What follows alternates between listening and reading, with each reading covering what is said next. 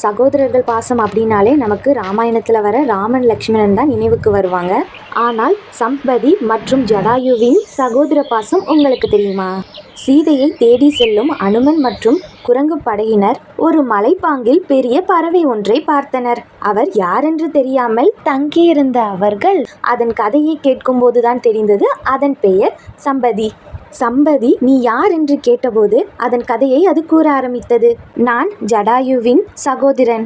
நானும் ஜடாயுவும் ஒரு முறை போட்டி போட்டு பறந்து சென்றோம். அப்பொழுது சூரியனின் அருகே சென்ற ஜடாயுவை நான் காப்பாற்றுவதற்கு என் சிறகை விரித்து நான் காப்பாற்றினேன். ஆனால் என் சிறகு அந்த வெப்பத்தில் எரிந்தது. என் சிறகு முழுமையாக கருகிவிட்டதால் என்னால் பறக்க முடியாது என்று கூறியது. அப்பொழுதுதான் அனுமன் ஜடாயு இறந்துவிட்டார் என்ற செய்தியை சம்பதிக்கு கூறினர்.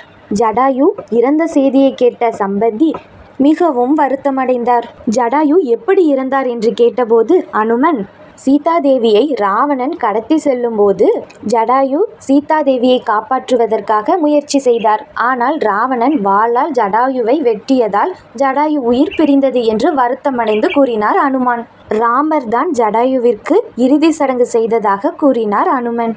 இதை கேட்ட சம்பந்தி மிகவும் வருத்தமடைந்து, என் சகோதரன் சீதாதேவியை காப்பாற்றும் போதுதான் உயிர் பிரிந்தான் என்றால் அவரை காப்பாற்றுவதற்கான வழியை நான் கூறுகிறேன் என்று கூறி சீதாதேவி இலங்கையில் இருப்பதை தெரிவுபடுத்தும் முக்கிய தகவல்களை அனுமனுக்கு கொடுத்தவர்தான் சம்பதி. சம்பதி சீதாதேவியை காப்பாற்றும் பயணத்தில் ஒரு முக்கிய பங்கினை ஆற்றியுள்ளார்.